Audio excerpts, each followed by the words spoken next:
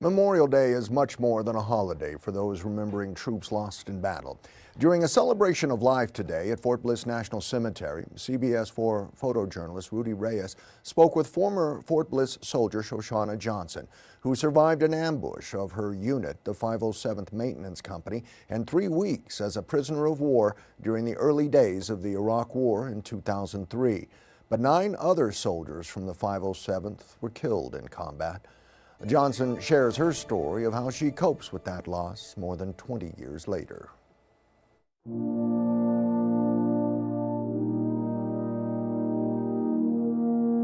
Shoshana Johnson. I am an Army vet and former prisoner of war of Operation Iraqi Freedom. We gather to remember, and in doing so, to honor the sacrifice of the brave men and women of El Paso.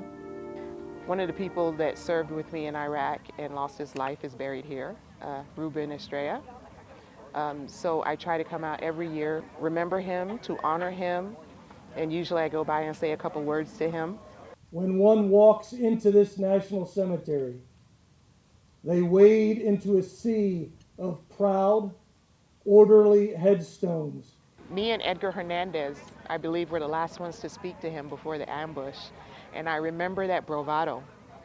You know, we got out the vehicle to do security, and he teased Edgar about staying in the truck, talking about, man, why you staying in the truck? What you scared of? You got to do this.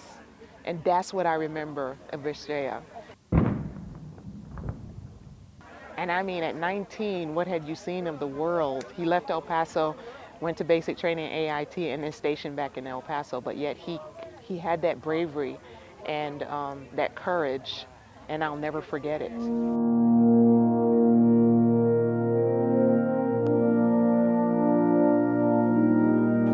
Lori, the similarities between us as being single moms, the closeness of the families. I mean, it's very similar. The way her family is so tight, so close, and the same thing with mine. It touches my heart, and it also is very painful because there's no rhyme and reason to why I'm here and she's not. Think of those who gave their lives for this nation in battle. During the ambush and the captivity, there were so many close calls, and I questioned, why am I here? And when I get the opportunity to talk about those who passed away and how they were and the sacrifice they made, that gives me some measure of comfort, because maybe that's why I'm here, to talk about them so people understand what it is you have and the cost of it.